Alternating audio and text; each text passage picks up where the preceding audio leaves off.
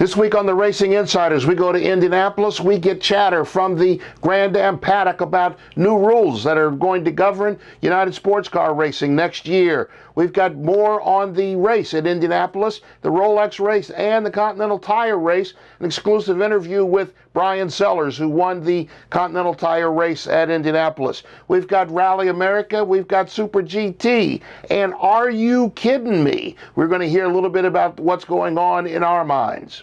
Coming up next on the Racing Insiders.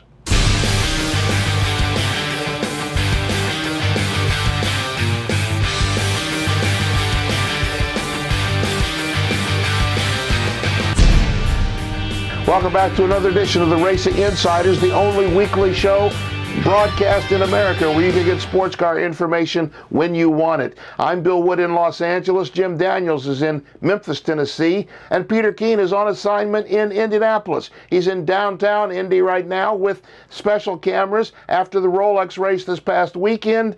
Peter, tell us what's going on. The rules have come out. We've been waiting months for these rules. They've come out. What's the chatter going on in the paddock in Indianapolis? Well, Bill, the most thing I can report is we're not hearing anything. You know, here it is, the end of July, almost August, and we haven't heard anything about the new rules package. I mean, they did that crazy release a week ago saying that the P2 cars would stay the same, so I guess we all get paddle shifts next year. I mean, they haven't given us any engine or aero, requirements to work towards. And, you know, we're like 2 or 3 minutes away from testing, so I don't know what they're thinking. You know, I mean, a big question is, do we have to buy carbon brakes, or do the P2 cars have to go to steel brakes? I mean, that's a huge money item. I just don't get it. I mean, it's just crazy. We're so late in the season and we haven't heard anything. Peter, I'm not asking you to reveal any secrets, but is this causing some consternation behind closed doors with the Spirit of Daytona team and teams like it? Well, I think it's causing angst with all the teams. I mean, first of all, with the addition of the 12 hours of Sebring and Petit Le Mans and everything, essentially if you just run the endurance series, you're essentially 2 hours less than what we were running this year. So, I mean, the cost is already double to run the season for next year. Now, you know, we're going to add a bunch of money for these cars, and the bad part about it, it's all going to have to be expedited. I mean, we have no idea what parts we're even going to need to buy. Never mind, you know, get building them.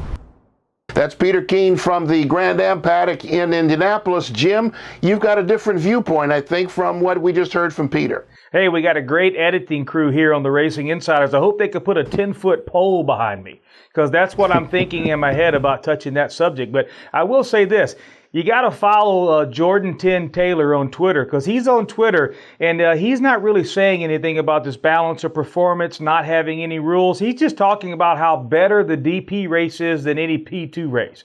But I will say, you got AJ Allmendinger fast in all the practice sessions, but you got his owner on Twitter saying that they really need help. There's no mistake that BMW from Starworks that won this race was faster in a straight line. But I think it seems to be what side of the fence that you're on. Are you on the side of the fence of the guys who are a little bit off right now? Is it motor? Is it balance of performance? Who knows? But what I do know is that a BMW and a Ferrari won at Indy, and we're going ALMS racing through a consolidation next year. You do the math. Bill? You're absolutely right, Jim. There are two sides to this coin, and we'll look at the other side right now with Bryan Sellers. He runs in ALMS GT with Falken Tire. They've got the ability to win. They've got a viewpoint. Let's hear it. Bryan Sellers, you've won the last 2 rounds in Continental Tire. Let's jump over to the ALMS a bit and tell me a little bit about the ALMS GT rules. I hear they're crossing over into United Sports Car kind of intact. And I think that was probably one of the best decisions that they could have made as a unified series. I think that when you look at what ALMS has going for it, one of the things that it has in very strong fan following for is the GT series and its current spec. And I think to mess with that GT series would take away some of the prestige of it. But I think it also shows more than that. It also shows that the ACO is interested in our series, which then means that, you know, we will have a continued involvement with Le Mans, which they've already announced. And I think that brings attention to U.S. racing, and I think that's a great thing. If they were to go away from that, I think that would diminish some of that relationship, and I think it'd be a bad thing for us in general. So I'm all for them leaving the American Le Mans Series GT class the way it is moving forward. So on that front, I think it's great.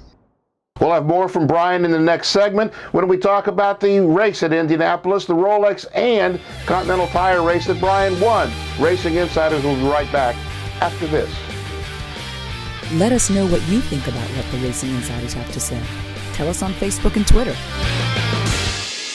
Want to keep up with all the racing action at the track?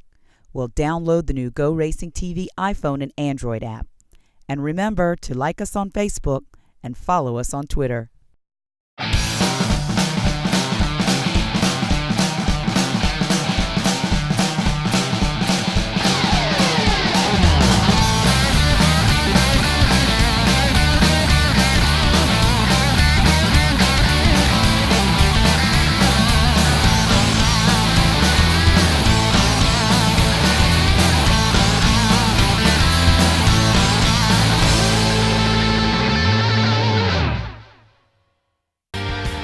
Welcome back to the Racing Insiders. I'm Bill Wood in Los Angeles.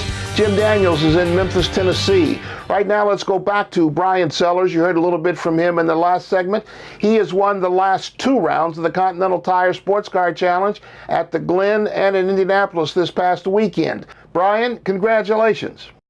Thanks. It's been a good couple weeks. Thanks for having me on the show. It's been a while.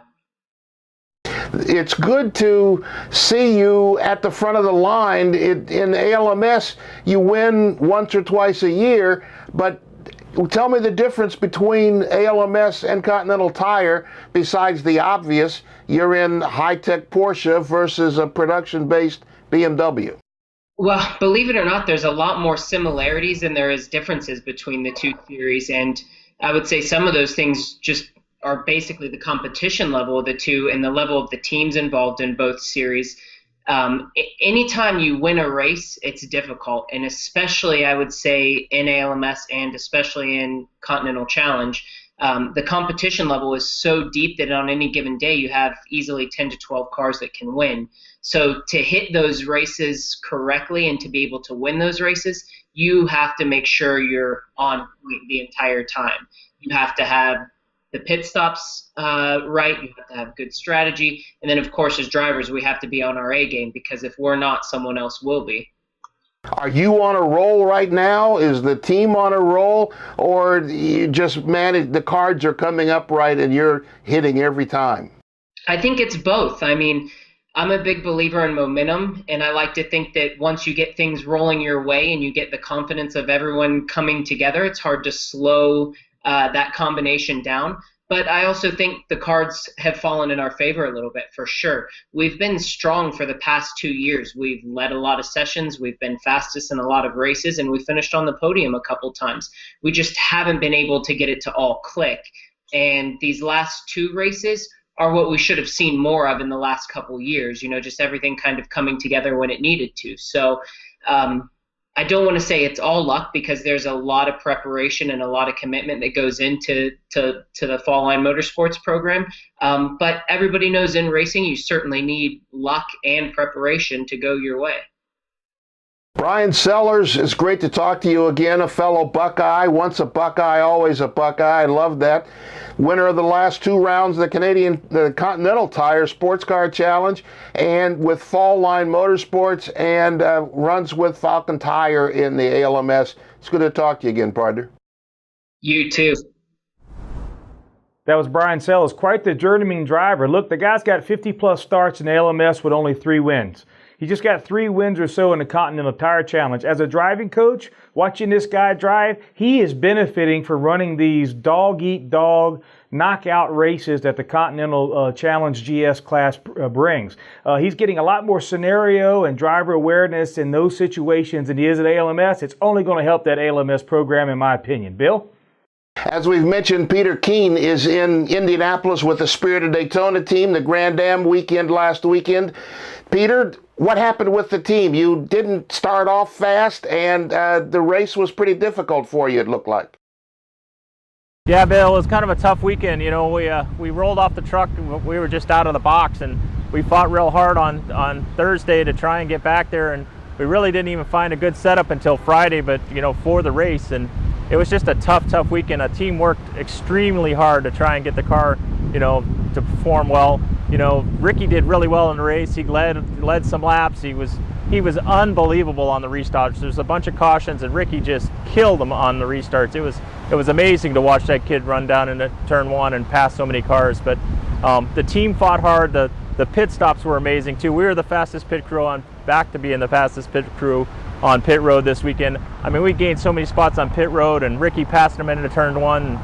And it essentially, you know, just by missing all of Thursday, we kind of just missed the setup a little bit for the race, and there at the end, Richard ran. That was our longest run, and Richard ran the left rear off the car. Not his fault, but we had 51 laps on that set of tires and just didn't have any car to fight there, and ended up 6th. Peter, let me jump in there. I got to tell you, that fountain, how do you get away with these backdrops on the show? I love it. You know, what I liked about this weekend was that it's the first time a diesel wins at the Indianapolis Motor Speedway, so IMS.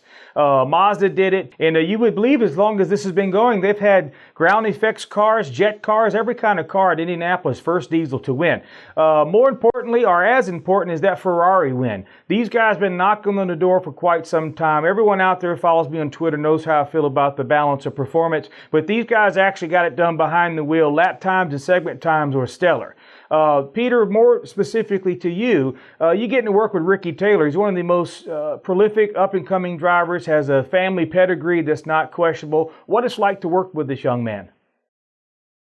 Ricky's a really good talent. I mean, I got to tell you, you know, he's young, and you know, I think the biggest obstacle we have, and I don't even want to say an obstacle, is that, you know, he was under his dad and they ran a really tight ship, and now he's with us rednecks from Ormond Beach, and, you know, sometimes we're not as tight on him as maybe we should be. And I mean, he's just a good kid. He's all heart, and I mean, I can't say enough good things about him. I mean, he drove his ass off yesterday, and you know, we just came up short. He's going to win a lot of races in his career, that's for sure. Thanks, guys. Right after this, we'll go to the New England Forest Rally America Championship. Ken Block gets a big win. We've got Super GT from Japan and some exclusive content for X Games in Los Angeles. Has to do with GM. We'll be right back after this. This segment of the Racing Insiders was brought to you by GoRacingTV.com. For racers, by racers. Welcome back to the Racing Insiders. Let's go right to the forests of Maine, New England Forest Rally. Ken Block and his co-driver Alex Gelsomino, they won the second consecutive round in the Rally America Championship. They won in Pennsylvania last month, and now this win in the New England Forest Rally. They almost blew it with an electrical problem in their Ford Fiesta on the second day. They had to be towed back to service. They got back in the rally, and the lead that they had, almost a minute, was cut down to 6 seconds over the Subaru Rally Team USA, David Higgins and his co-driver Craig Drew. They are the defending champions, two-time defending champions. He still has a chance for the championship, Jim, if he could win the last 2 rounds in Minnesota and Michigan.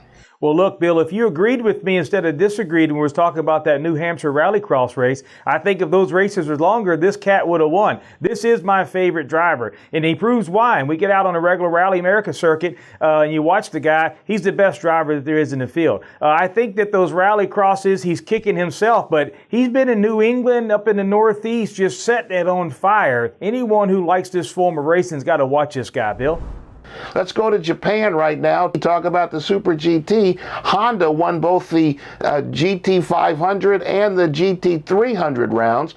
Ralph Furman was in the GT 500 win. You might recognize his name. He ran in Formula One a year, didn't have much success, but he won with Kazuki Matsusura in the GT 500. Big win for Honda, both in the GT 500 and with the CRV in the GT 300 round.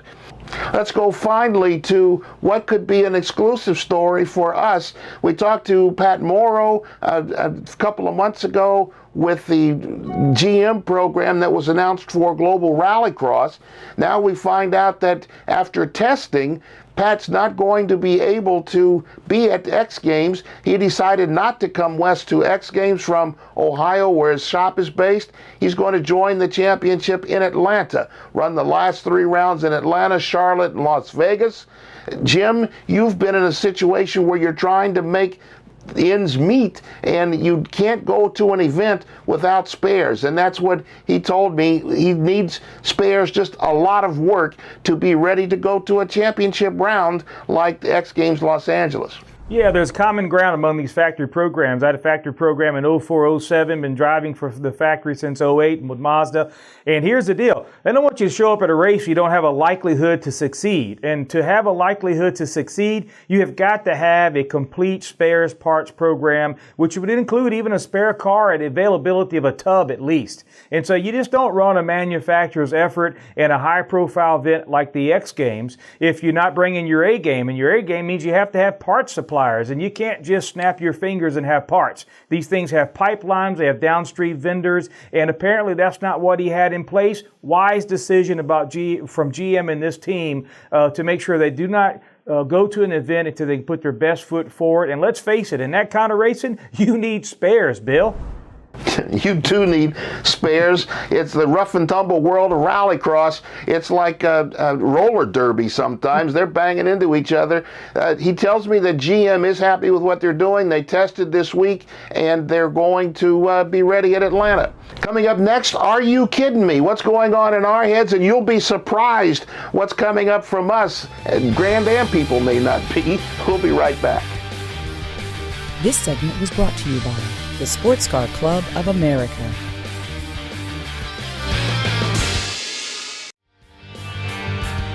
Are you kidding me? Welcome back. This is one of my favorite sections of the show where we get a chance to express some of our own feelings. Let's go to Peter Keene in Indianapolis. Peter, what's on your mind?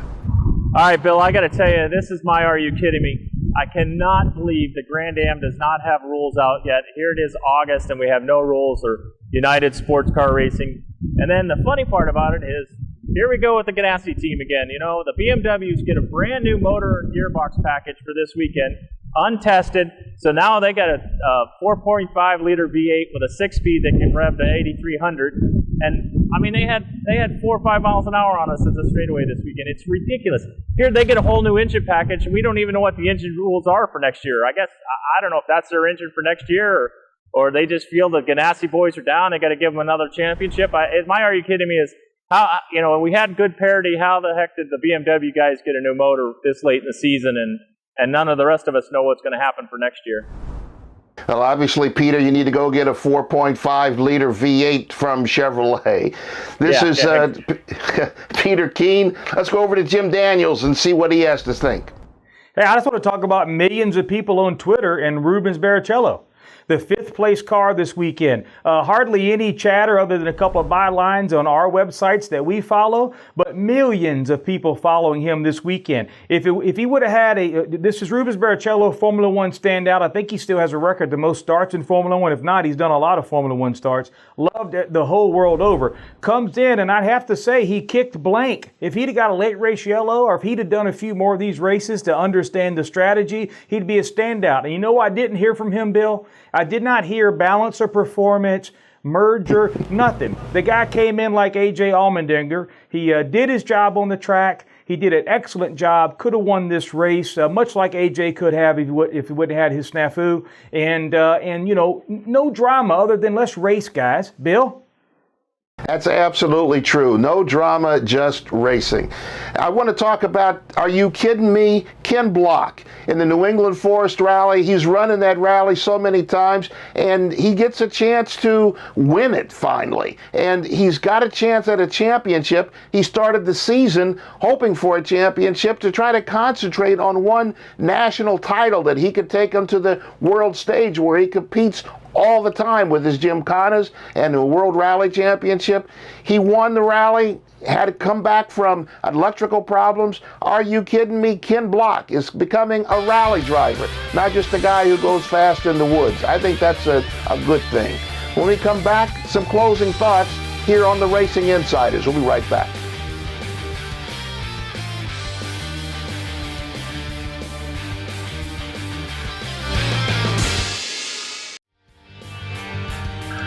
Welcome back to the Racing Insiders. I'm Bill Wood in Los Angeles. Peter Keene is in Indianapolis this week, and Jim Daniels is in Memphis. Let's take a look at what you should be watching out for this weekend. The WRC, the World Rally Championship, is in Finland. That's the real freeway in that championship. Huge jumps. It's a great event. You should pay attention to it. The Pirelli World Challenge is at Mid-Ohio.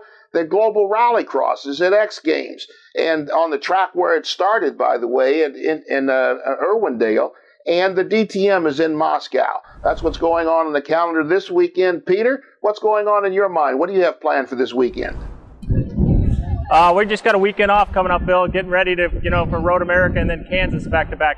But I got a dirty little secret. You guys, poor Earl doesn't know this, and you don't know this, but essentially I got thrown out of the racetrack. They figured out that I was part of that Racing Insiders, and they said, oh, geez, that's Bill Wood and Earl Tucker. And they threw me out of the racetrack. So Todd Fliss and I are downtown Indy filming, so it's not exactly racetrack footage, but I really was there until they found out I was an insider.